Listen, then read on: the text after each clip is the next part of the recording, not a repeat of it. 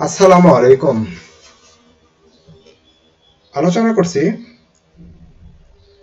Compulsory English degree pass এবং honours পরীক্ষায় অনুষ্ঠিত হওয়া সেই কম্পালসারি ইংরেজির প্রশ্নপত্রের সমাধানের আজকের আলোচ্য বিষয় framing WH questions. Framing WH questions. প্রথমে অনার্স পার্ট 2 এক্সামিনেশন 2023 এ আসা WH গুলো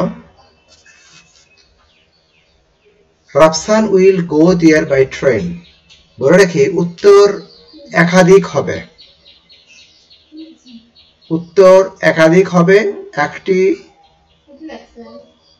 যেকোনো একটি ঠিক হলেই হলো নিয়ম অনুযায়ী।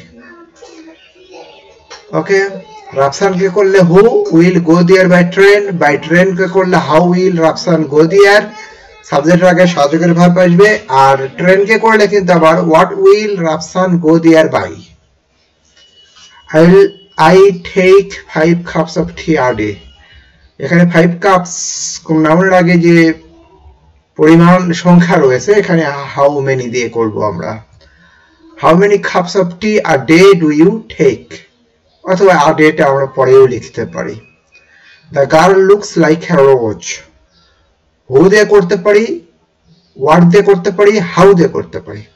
হু looks like a rose, what does the girl look like. আর লাইক আ রোজ পুরোটাকে করলে how does the girl look. Since ফরের পরে সময় উল্লেখ থাকলে আমরা হাউ লং দ্বারা করব। How long have you been waiting? I have been waiting here for half an hour. Barishal is famous for rivers. এখানে ফর রিভার্স পুরোটাকে করলে ওয়াই দ্বারা করতে পারি, ওয়াই ইজ বরিশাল ফেমাস। আর যদি শুধু রিভার্সকে করি তাহলে হোয়াট দিয়ে ফর লিখতে হবে, what is Barishal famous for. I am glad to see you. কেন, কারণ, উদ্দেশ্য, এখানে ওয়াই আর ইউ গ্ল্যাড। বলে রাখি যে ফার্স্ট পারসনকে সেকেন্ড পারসন করতে হয়, যেমন ডি নম্বরে আইটাকে ইউ, এফ নম্বরে আইটাকে ইউ, এবং তদ অনুযায়ী ভার্ব ব্যবহার করতে হবে। Green mangoes taste sour. Green কে করলে উইচ ম্যাঙ্গোস টেস্ট সাওয়ার, আর সাওয়ার কে করলে হাউ দিয়ে করতে পারি। Which mangoes taste sour? How do green mangoes taste? Okay, subject কে প্রশ্ন করলে, সাবজেক্ট বা সাবজেক্ট সংশ্লিষ্ট কোনো কিছুকে প্রশ্ন করলে তেমন কোনো সমস্যা নাই।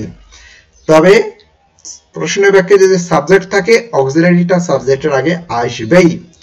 যে অংশ বা অংশের পরিবর্তে আমরা প্রশ্ন করব সেটা অবশ্যই বাদ দিতে হবে। ফার্স্ট পারসনকে সেকেন্ড পারসনে রূপান্তর করতে হবে। ওকে, উত্তর একাধিক হবে, উপযুক্ত একটি উত্তরই ঠিক। কিন্তু তারপরেও আমরা অনেকেই ব্যর্থ হই এবং 50% বা তার চেয়ে কম পরীক্ষার্থী ডিগ্রি পাস এবং অনার্স পার্ট 2 তে কৃতকার্য হয়। এরপরে ডিগ্রি পাসে আসা যে প্রশ্নপত্র যেখানে WH কোশ্চেন্স যা এসেছিল, he kept the key on the table। দুই ভাবে করতে পারি কমপক্ষে। কি কে করলে what did, যেহেতু kept আছে did, what did he keep on the table। R on the table কে করলে where did he keep the key। তারপরে এই উত্তর যদি হি কে আমরা হু দিয়ে করি তাও কিন্তু ঠিক ধরা হতো।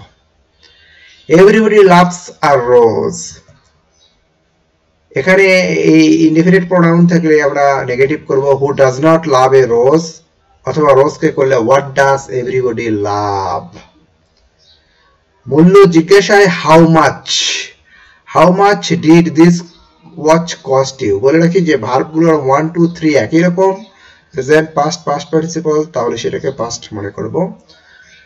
ডিড, কেননা এখানে সাবজেক্ট যেহেতু সিঙ্গুলার নাম্বার ওয়াচ, সুতরাং প্রেজেন্ট ইনডিফিনিট টেন্স হলে কিন্তু এসি এর যোগ থাকতো, সুতরাং আমরা ডিড ধরে করব, কোনো সমস্যা নাই। How much did this pen cost you, এই যে ফার্স্ট পারসন মিটাকে সেকেন্ড পারসনে রূপান্তর করা হলো। I answered the questions with difficulty, এখানে উইথ ডিফিকাল্টি মানে কিভাবে, হাউ দিয়ে করব। How did you answer the questions, আইটাকে ইউ করা হয়েছে।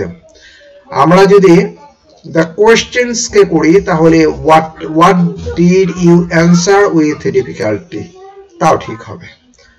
অর্থাৎ উপযুক্ত যে কোনো একটি অংশের উত্তর সঠিকভাবে উপস্থাপন করাটাই সঠিক উত্তর বলে বিবেচিত।